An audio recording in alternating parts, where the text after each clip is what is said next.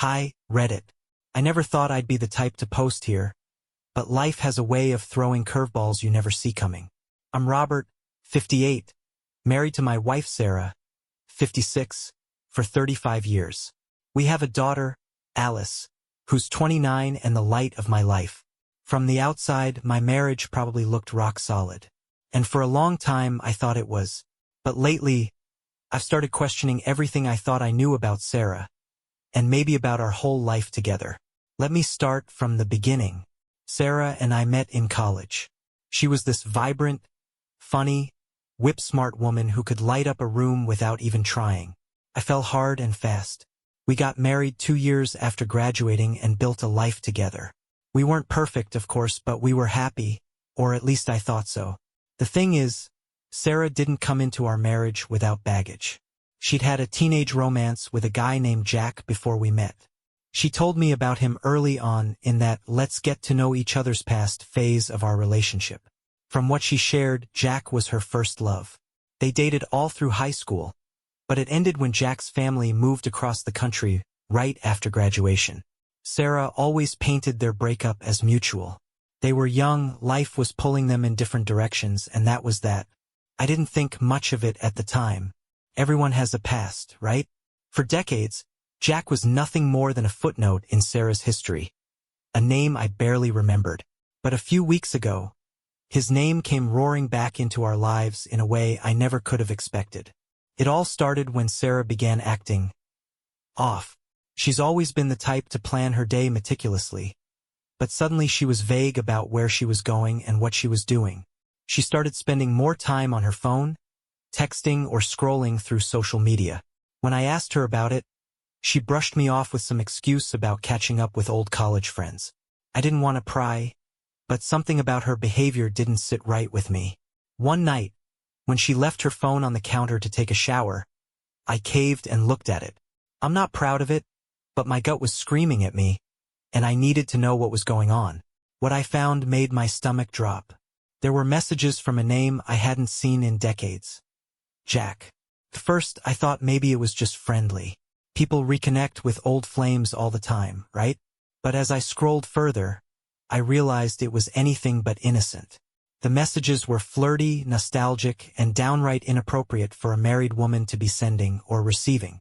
In one message, Jack wrote, "I still think about that summer before I left. Do you?" And Sarah replied, "How could I not? It was the most magical time of my life." The most magical time of her life? What about our marriage? What about Alice? I felt like the floor had been ripped out from under me. I didn't confront Sarah right away. I needed time to process. But I couldn't stop thinking about those messages. Was this just harmless reminiscing? Or was there more going on? The next morning, I decided to test the waters. Over breakfast, I casually asked Sarah if she'd reconnected with anyone from high school lately. Her face froze for a split second. So quick I might have missed it if I hadn't been watching her closely. Then she plastered on a smile and said, "Not really, just some old friends on Facebook." Why? That was my first real clue that she was hiding something. I didn't push her then, but I couldn't let it go. Over the next few days, I started paying closer attention to her behavior. She'd laugh at her phone and quickly put it down when I walked into the room. She started staying out later, claiming she was running errands or meeting friends. And then there was the slip-up that finally confirmed my worst fears. One night, Sarah came home later than usual. When I asked where she'd been, she said she'd gone to a book club meeting. Only problem? Sarah doesn't belong to a book club. I didn't call her out on it right away, but it was clear. Something was going on, and it wasn't good. That's where I'm at now, Reddit. I haven't confronted her yet, but I feel like I'm sitting on a ticking time bomb. Part of me wants to believe this is all just a big misunderstanding, that Jack's messages stirred up some old feelings, but she'd never actually act on them. But another part of me wonders if I've been blind to cracks in our marriage for years. I need advice. How do I approach this without blowing up my entire life? Do I even want to know the truth? Or am I better off pretending I didn't see those messages? Has anyone been through something like this? So, how did you handle it? I feel like I'm losing my mind over here. Hey Reddit, it's me again. I wish I could say things got better after my last post. But if anything, they've spiraled into something I never thought I'd experience. I've barely slept since my wife Sarah dropped a bombshell on me, and I feel like my entire world is collapsing. Here's what happened. A few days after I started noticing Sarah's strange behavior, I got an unexpected surprise. Jack, yes, that Jack, moved back to our town. I didn't know at first. Sarah didn't tell me directly, of course. I found out when I saw him walking down the street with a real estate agent, looking at a house not far from ours. When I asked Sarah about it later, she admitted he was moving back to our town after retiring from the Marine Corps. He'd spent his whole life in the military, traveling the world, and now he wanted to settle down. Settle down. Just 500 meters from my house. She said it so casually, like it was just a coincidence, but I could feel the tension in her voice. That night, I went for a walk to clear my head. On my way back, I saw Jack again, standing on the porch of the house he'd apparently just bought. He waved at me.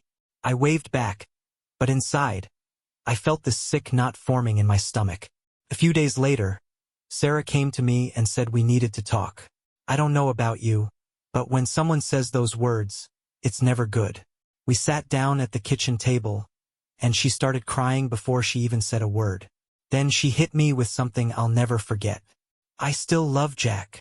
It was like she'd stabbed me in the chest. I couldn't believe what I was hearing. For 35 years, I thought we'd built a life together. A family, memories, everything. And now she was telling me she still loved some guy from her teenage years? I asked her how long she'd felt this way, and she admitted that Jack moving back had stirred up old feelings. She said she was confused and needed time to sort out her emotions. Then came the kicker. She wanted a break. A break? What does that even mean, Sarah? I asked, trying to keep my voice steady, though my hands were shaking. We're married. You don't just take a break from your husband like we're in some kind of high school relationship. She told me she wasn't asking for a divorce, at least not yet. She just needed space to figure out what she wanted. She promised me there was nothing physical between her and Jack, but she needed to explore her feelings without the pressure of our marriage weighing her down. I was floored. For the first time in my life, I was truly speechless. I couldn't tell if I was angry, heartbroken, or just numb. I asked her where this left us, and she said she didn't know. I just need some time, Robert, she kept saying, like that was supposed to make me feel better. The worst part? I could tell she genuinely believed what she was saying. She didn't see it as a betrayal. She saw it as being honest with me about her emotions. But what about my emotions? What about the life we've built together? What about Alice? I spent the night on the couch, staring at the ceiling and replaying our conversation over and over in my head. I thought about the first time I met Sarah, how her smile lit up the room and made me feel like the luckiest guy in the world. I thought about Alice's first steps, our family vacations, all the times we'd laughed until our sides hurt. Was all of that just less real to her than her teenage romance with Jack? The next morning, Sarah seemed calmer, almost relieved. She said she'd be staying with her sister for a while to give us both some space. I didn't fight her on it. I didn't have the energy. I watched her pack a bag and walk out the door, and I felt like I was watching my entire life leave with her. Now I'm sitting here in an empty house, wondering how the hell I ended up in this situation. Part of me wants to fight for my marriage, to remind Sarah of all the good things we have together. But another part of me is just tired. How do you fight for someone who's already halfway out the door? And then there's Jack. I haven't seen him since the day he moved in, but every time I pass his house, I feel this surge of anger and helplessness. He hasn't done anything wrong, technically, but his presence feels like a threat to everything I hold dear. I don't know what to do. Reddit. Do I give Sarah the space she's asking for and hope she comes back to me? Or do I confront her and tell her she needs to make a choice? Me or Jack? What if she chooses him? Can I even handle that? I feel like I'm standing on the edge of a cliff, and no matter what I do, I'm gonna fall. If anyone has been in a situation like this or has any advice at all, I could really use it right now. Hey Reddit, it's me again. I wish I could tell you things had taken a turn for the better, but they haven't. If anything, It feels like my life has completely unraveled. After my last post, Sarah moved out, saying she needed time to figure out her feelings. What I didn't know then, what I refused to believe, was that she'd already made up her mind. I found out a week later that she hadn't gone to her sister's house like she'd said. Instead, she had moved in with Jack. When I first heard the news, I thought it was a cruel rumor. But no, it was true. A mutual friend who'd seen her leaving Jack's house one morning called to tell me, unsure if I already knew. I didn't. I thanked them for telling me, hung up, and just sat there in silence for what felt like hours. It hit me like a truck. She hadn't needed time to sort out her feelings. She'd already sorted them out. She chose him. When Sarah finally called to explain, it only made things worse. She admitted she was staying with Jack but insisted she wasn't leaving me for him. Not yet. She still loved me, she said, but she needed to explore what her connection with Jack really meant. Robert, I'm not trying to hurt you, she said. Her voice trembling like that made any of this better. I need to be honest about what I feel. I owe it to myself. What about what she owed me? 35 years of marriage, a lifetime of memories. And this was how she repaid me? By moving in with her high school boyfriend like some lovesick teenager? I told her I needed space and I meant it. I didn't want to see her, talk to her, or hear her excuses. I changed all the locks on the house the next day. I wasn't about to let her waltz back in whenever she felt like it. Then I consulted a lawyer. The lawyer was blunt, which I appreciated. He said I needed to protect myself, both emotionally and financially. He helped me start the process of preparing for a divorce, even though I wasn't sure I was ready to go through with it. At the very least, I needed to be ready for the possibility. The hardest part of all this has been the no-contact rule I set. It was one of the conditions I gave Sarah after she left. If she wanted to go off and figure out her feelings with Jack, she wasn't going to keep stringing me along in the process. No calls, no texts, nothing. At first, it felt empowering, like I was finally taking some control back. But the silence has been deafening. Every day, I wonder if she's thinking about me at all, or if she's too busy building a new life with Jack. 2 years have gone by now. 2 years of living in this weird limbo where I'm technically still married, but my wife is living with another man. I've tried to move on. I've focused on my work, reconnected with old friends, and even went on a few dates, though my heart wasn't really in it. Alice has been my rock through all of this. She's furious with her mother and has barely spoken to her since she moved in with Jack. I've tried to encourage her to keep some kind of relationship with Sarah, but she refuses. She made her choice, Dad, Alice says. Now she has to live with it. I wish I could be as strong as Alice. I wish I could just write Sarah off as a bad decision and move on with my life. But the truth is, I still love her. Even after everything she's done, part of me can't let go of the woman I married all those years ago. That's the part that hurts the most. I keep hoping she'll come to her senses and realize what she's throwing away. But every day that passes, that hope gets a little smaller. Last week, I got a letter in the mail from Sarah. I haven't opened it yet. I'm not sure I want to. What could she possibly say that I haven't already heard? Part of me is tempted to just rip it up and throw it away, but another part of me is dying to know what's inside. I don't know what to do. Read it. Should I open the letter? Should I keep pushing forward with the divorce? Or should I wait and see if there's any chance of salvaging this mess? I feel like I'm stuck in a nightmare I can't wake up from, and I don't know how to move forward. Hi again, Reddit. I'm back, though I wish I wasn't. Things have gone from bad to worse, and I feel like I'm being dragged through a nightmare I can't escape. After Sarah left, I thought the worst part would be the loneliness. I was wrong. The emotional roller coaster of betrayal, anger, and heartache has been unbearable, especially when it comes to our daughter, Alice. At first, Alice was furious with her mother. She called Sarah out for what she'd done, refusing to even talk to her. I could see how torn up she was, but over time she softened. Alice has always been compassionate, almost to a fault. She told me that, no matter what Sarah had done, she was still her mother, and she couldn't just abandon her. That's when things got complicated. Alice started visiting Sarah and Jack, trying to rebuild the family in her own way. I didn't say anything at first. I didn't want to make Alice feel like she had to choose sides. But deep down, I couldn't shake this feeling of betrayal. It was like Alice was legitimizing Sarah's actions by playing happy family with her and Jack. One night, after Alice got back from dinner at their place, we had a huge argument. I told her I didn't understand how she could sit across the table from Jack, knowing what he'd done to our family. Alice snapped back, saying she wasn't doing it for him. She was doing it for her mom. "Dad, I'm not choosing her over you," she said. I don't want to lose both of you. Can't you understand that?" I didn't know what to say. She was right. I was angry, but not at her. I was angry at Sarah for putting Alice in this position. I told Alice as much, but the damage was done. She looked at me like I'd let her down, and I hated myself for it. Meanwhile, Jack's true colors were starting to show. At first, I didn't know much about the guy other than what Sarah had told me, and let's just say she painted a glowing picture. But as time went on, bits and pieces of his history started to trickle in. A mutual friend mentioned that Jack had been married 4 times before. Apparently, every one of his ex-wives had accused him of cheating, and at least 2 of them had filed restraining orders against him after their divorces.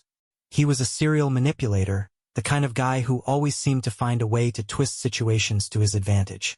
When I heard this, I couldn't believe Sarah had gotten involved with someone like him.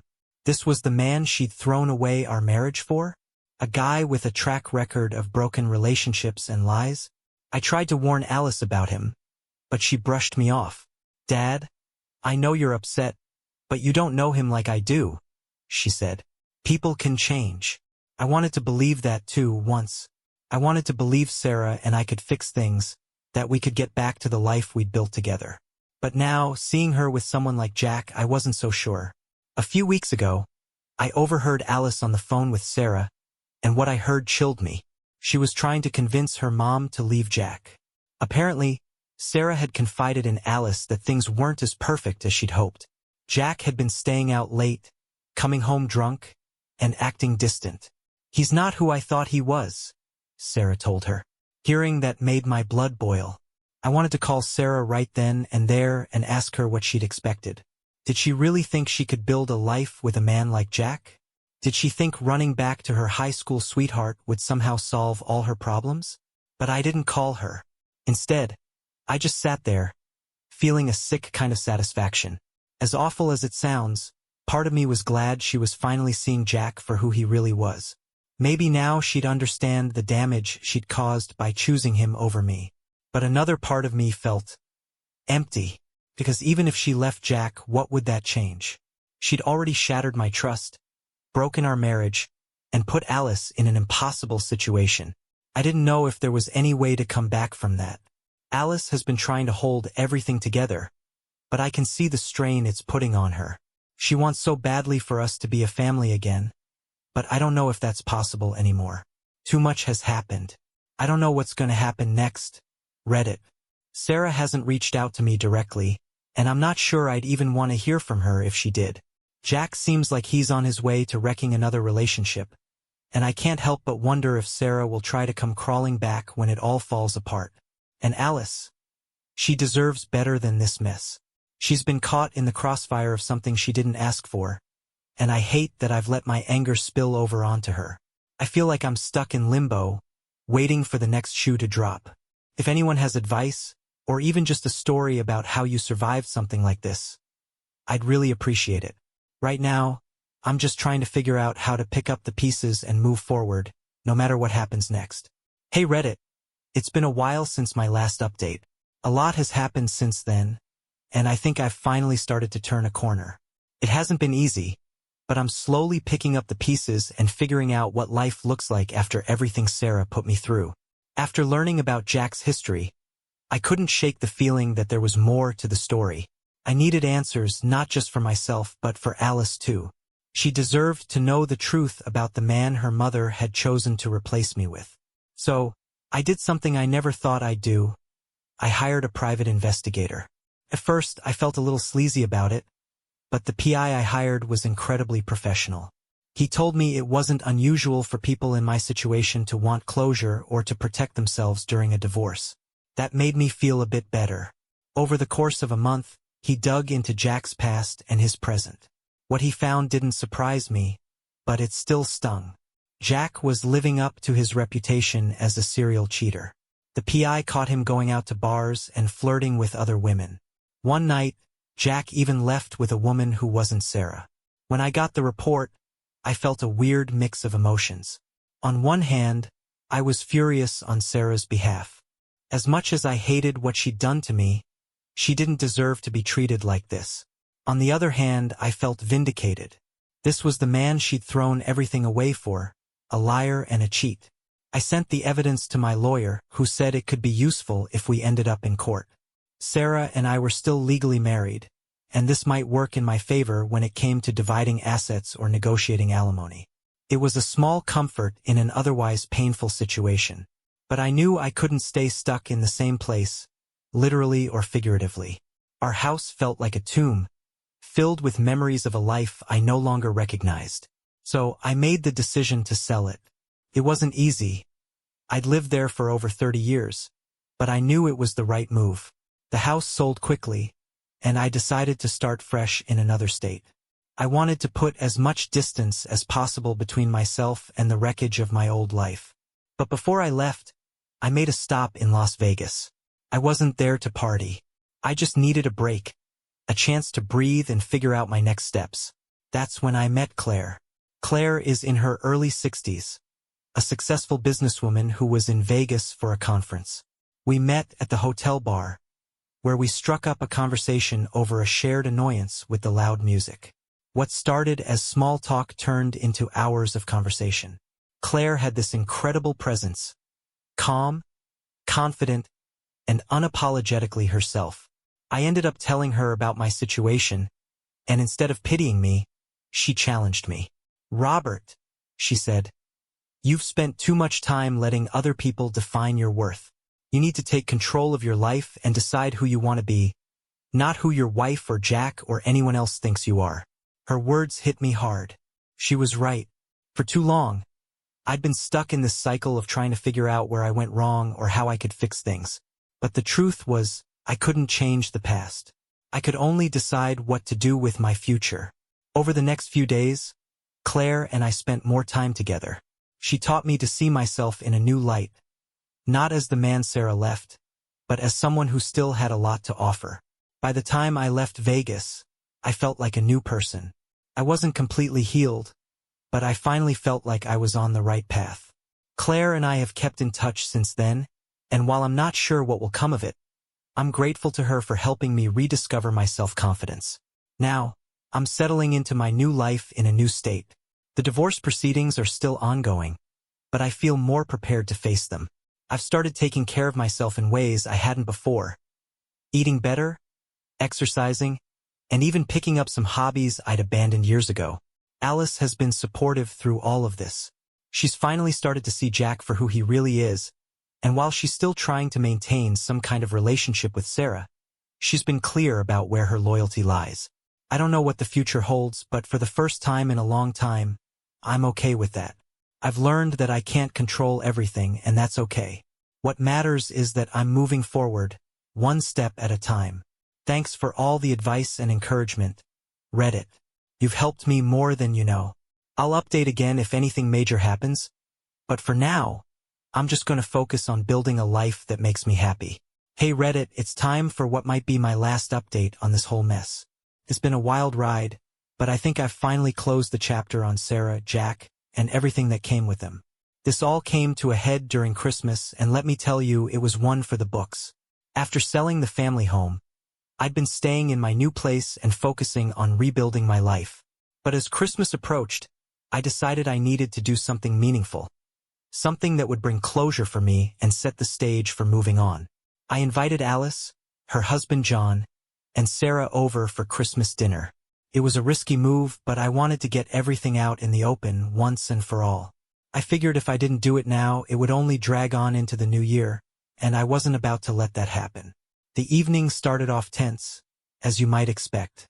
Sarah was quiet, avoiding eye contact, and Alice seemed torn between supporting me and keeping the peace with her mom. John, bless him, tried to keep things light, but even he could feel the weight in the room.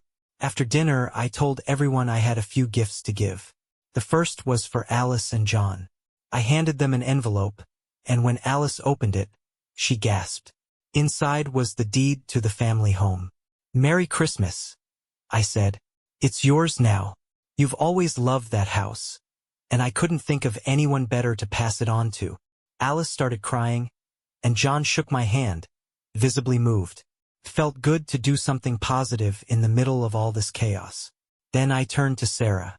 "I have something for you too," I said, pulling out a small box. She opened it to find a bracelet engraved with the words, "Thank you for 35 years of my life." Her face crumpled, and for a moment, I thought she might start crying. But I didn't stop there. "I also have this," I said, handing her a manila folder. She looked at it, confused. "What is this?" "Open it," I said. Inside were the findings from the private investigator, the evidence of Jack's years of infidelity, his financial troubles, and the string of ex-wives he'd left in his wake. "I thought you should know who you've been living with," I said. "This is the man you chose over our family. I hope it was worth it." Sarah didn't say anything at first. She just stared at the papers, her hands trembling. Finally, she whispered, "I didn't know." "Well, now you do," I said, my voice steady. "And just so we're clear, the divorce will be finalized in January. This is my way of saying goodbye." The room was dead silent. Alice looked like she didn't know whether to cheer me on or comfort her mother. John sat there with his arm around Alice, trying to process everything. Sarah finally broke the silence. I made a mistake," she said, her voice cracking. I nodded. "Yes, you did. But we all have to live with the choices we make. I'm just choosing to move forward with my life." After that, I stood up, grabbed my coat, and left the room. I didn't slam the door or make a scene. I just walked out, feeling lighter than I had in years. Since that night, I've heard from Alice that Sarah left Jack shortly after Christmas. Apparently, the reality of who he really was finally sunk in. She's been staying with her sister and trying to figure out her next steps. As for me, I'm moving forward. The divorce will be finalized in a few weeks, and I feel ready to close this chapter for good. Claire and I are still in touch, and while we're taking things slow, she's been an incredible source of support and encouragement. Looking back, this whole ordeal has been the hardest thing I've ever gone through, but it's also taught me a lot about resilience, self-worth, and the importance of letting go of things and people that no longer serve you. Thank you to everyone who offered advice and support along the way. Your words helped me navigate some of the darkest moments, and I'll always be grateful for that. Here's to a new year and a fresh start. I'm ready for whatever comes next. Hey Reddit, this is probably my last update. After everything, I've come to a place where I know it's time to move forward for good. What happened during the final confrontation with Jack was the closure I didn't realize I needed, but it also solidified my decision to step away from all of this once and for all. It happened a few days after Christmas. I was at Alice and John's house, visiting my grandson for what I thought would be a quiet, normal evening. Things had been tense since Christmas dinner, but I was trying to focus on spending time with my family. I didn't expect Jack to show up. He came barging into the house, clearly drunk, yelling my name like he was ready for a fight. Alice tried to stop him at the door, but he pushed past her, ranting about how I'd ruined everything by turning Sarah against him. "Face me, Robert," he shouted, his face red and his voice slurred. "You think you're some hero? You're nothing. You're just a bitter old man who can't handle losing." I told Alice to take my grandson upstairs, and John stood nearby, ready to step in if things got out of hand. I stayed calm, but inside, I was furious. This man had already taken so much from me. My marriage, my home, my peace of mind. I wasn't about to let him create chaos in Alice's house too. "What do you want, Jack?" I asked, keeping my voice steady. "I want you to admit it," he spat. "Admit that you've been trying to ruin me. You sent Sarah that file, didn't you? You couldn't stand to see her happy, so you had to tear us apart." I looked him dead in the eye and said, "Jack, you did that all on your own. I didn't have to lift a finger.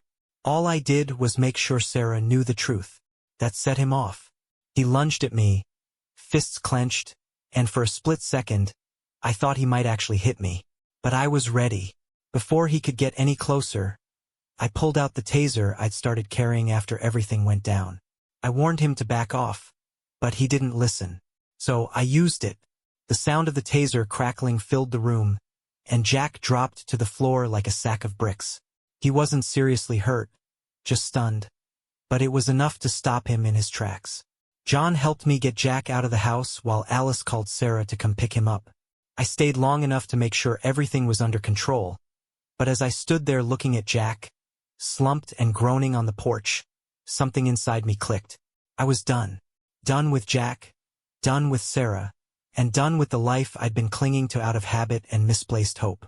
When Sarah arrived, she looked at me with this mix of shame and sadness. "Robert, I'm so sorry," she said, tears welling up in her eyes. But I didn't feel sorry for her anymore. I didn't feel angry or hurt. I just felt free. "It's too late, Sarah," I said. "You made your choices, and now you have to live with them."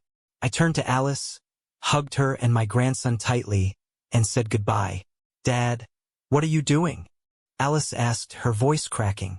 "I love you, Alice," I said, "but it's time for me to move on. You'll always be my daughter, and I'll always be proud of you. But this life, I can't be part of it anymore. It's not good for me, and it's not good for you either." She begged me to reconsider, but I'd made up my mind. I walked out that door knowing I wouldn't be coming back. Now I'm in a new state, in a new home, starting a new chapter. Claire and I are still in touch, and while I'm taking things one day at a time, I finally feel like I'm living for myself again. I don't regret walking away. Some people might think it's harsh or selfish, but sometimes you have to choose your own peace over everything else. For the first time in years, I feel like I can breathe. Thank you, Reddit, for being there through all of this. Your advice, support, and even your tough love helped me more than I can say. Wherever life takes me from here, I'm ready. Take care, everyone. I hope you find your own peace, just like I did. Hey Reddit, it's me one last time. This really will be the final update, because I'm finally where I need to be. A place where the past doesn't feel like it's weighing me down anymore. After everything that went down with Sarah, Jack, and even my daughter, I decided to start completely fresh. It wasn't just about moving on emotionally. I needed a change of scenery, a new life, a new purpose. So, I packed up what little I had left and moved to another state for a new job. The move was daunting at first. At 58, starting over felt like an enormous mountain to climb, but I reminded myself that it wasn't impossible. I'd built a life once before. I could do it again. I found an apartment in the heart of the city. It's a bit extravagant, I'll admit, $5,000 a month for a one-bedroom loft with floor-to-ceiling windows and a view of the skyline. But it's a symbol of the new chapter I'm writing for myself. For years, I made decisions based on what was practical, what was safe, or what someone else needed. This time, I chose something that felt right for me. The new job has been a challenge, but in a good way. I'm working as a consultant for a company that helps small businesses streamline their operations. It's fulfilling work, and it keeps me busy. The people here are great, too.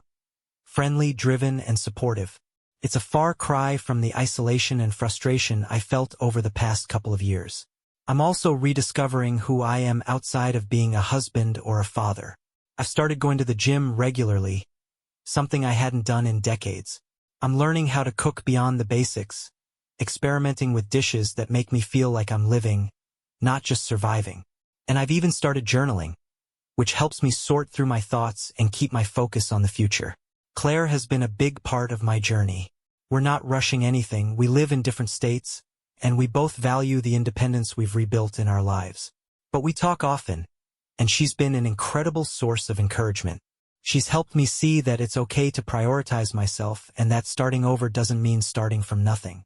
As for Sarah and Alice, I haven't spoken to them since I said my goodbyes. Alice sends me occasional updates through email about her family and how she's doing, and I'm grateful for that. I know she struggled with my decision to walk away, but I also think she understands now why I had to do it. I don't regret anything. Not the 35 years I spent with Sarah. Not the decision to walk away. and not the life I'm building now. Those years were part of my story, but they're not the whole story. This new beginning is something I never thought I'd have the strength to pursue. But here I am. To anyone out there who feels stuck, who feels like their life is over because of a betrayal or a loss, it's not. You're stronger than you think, and there's always a way forward. Thank you, Reddit, for helping me see that. Your advice, your tough love, and even your jokes gave me the perspective I needed to make it through. I'm closing this chapter for good, but I'll carry the lessons I've learned with me wherever life takes me next. Here's to new beginnings. Take care, everyone.